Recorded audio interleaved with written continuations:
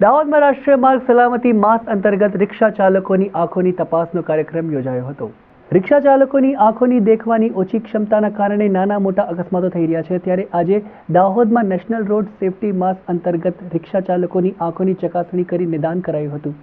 કેન્દ્ર સરકાર દ્વારા દેશમાં વધી રહેલા અકસ્માતોની સંખ્યામાં ઘટાડો કરવા માટે અનેક પ્રકારના પ્રયત્નો કરવામાં આવી રહ્યા છે, જે અંતર્ગત રાષ્ટ્રીય માર્ગ સલામતી માસ 2024ની ઉજવણી કરવામાં આવી રહી છે, જેને લઈને દાહોદમાં આજે રિક્ષા ચાલકોની આંખોની તપાસ કરવામાં આવી હતી। દાહોદ પોલીસ અને ઝાયડસ હોસ્પિટલના સંયુક્ત ઉપક્રમે આજે અંદાજિત 100થી વધારે રિક્ષા ચાલકોની આંખોની તપાસ કરી સારવાર કરવામાં આવી હતી। આજના પ્રદૂષણવાળા વાતાવરણમાં રિક્ષા ચાલકોની આંખોમાં ખામીઓમાં વધારો થયેલો જોવા મળી રહ્યો છે, જેના કારણે કેટલાક રિક્ષા ચાલકોને સંધ્યાકાળ પછી દેખાવામાં ખૂબ જ તકલીફ પડતી હોય છે અને આના કારણે ક્યારેક નાના તો ક્યારેક મોટા અકસ્માતો પણ થતા રહે છે। ત્યારે આવા અકસ્માતોની સંખ્યા ઘટાડવા માટે આજે દાહોદમાં રિક્ષા ચાલકોની આંખો સંપૂર્ણ તપાસ કરી સારવાર કરવામાં આવી હતી અને જે લોકોને ચશ્માની જરૂરિયાત થશે તેવા રિક્ષા ચાલકોને પોલીસ વિભાગ તરફથી વિનામૂલ્યે ચશ્મા પણ આપવામાં આવશે। સાથે જ રિક્ષા ચાલકોને શહેરમાં રિક્ષા ચલાવતી વખતે ટ્રાફિકના નિયમોનું પણ પાલન કરવા જણાવવામાં આવ્યું હતું।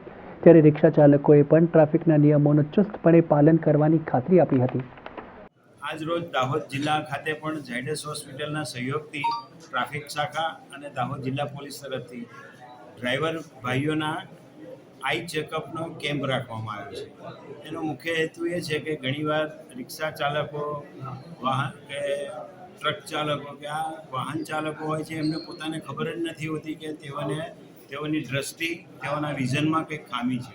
રસ્તાઓ પર ટ્રાફિકની સમસ્યાનું પણ તેમને માર્ગદર્શન આપવામાં આવ્યું છે પોલીસ પ્રશાસન દ્વારા। તેનું પાલન કરવાની તમામ રિક્ષા ડ્રાઈવરોએ બાંહેધરી આપી છે અને દાહોદ રિક્ષા ડ્રાઈવર યુનિયનના પ્રમુખ શ્રી રાકેશભાઈ પ્રજાપતિ સાહેબ દ્વારા તમામને આ સૂચના આપી અને આ કાર્યક્રમને સફળ બનાવવાની